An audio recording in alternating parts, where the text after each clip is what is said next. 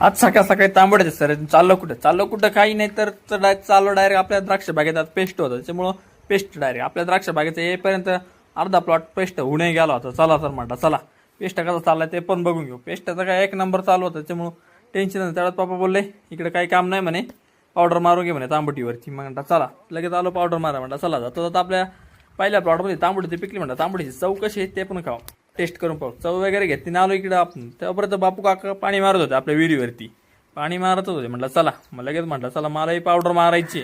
लगेच बेनव्याचा स्प्रे होता, त्याच्यामुळे बेनव्या घेतला लगेच. बेनव्या काय शिकाऱ्याला 25 ml घेतला. त्याचबरोबर आपला स्टिकरही टाकावं लागतं, त्याच्यामुळं स्टिकरचा प्रत्येक औषध आपण टाकतो, त्याच्यामुळे टेन्शन नाही. स्टिकर शिवाय मजा नाही कोणत्या स्प्रेला. दोन्ही औषध वगैरे टाकून घेतले आणि त्याबरोबर शिकाऱ्या औषध एकदम मस्तपैकी तयार करून घेतले. नंतर पाहिलं म्हणजे स्टिकर टाकल्यामुळे लेस फेस होतो. तुम्ही पाहू शकता स्टिकरचा म्हणजे फायदाच फायदा आहे, कारण की स्टिकरमुळे फेस होतो आणि औषध एकदम परफेक्ट बसतो, त्यामुळे टेन्शन नाही.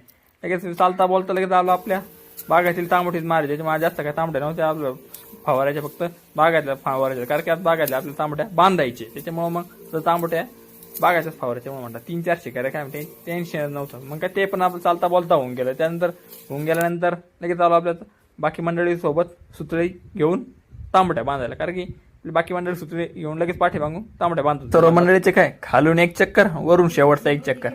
ते पण 9 माणसं असल्यामुळे 18 गाल्ल्या एका चक्रातून गेल्या. लगेच संध्याकाळी निघालो घरी. ट्रेंडिंग सॉंग ऐकत एकदम ओके मध्ये.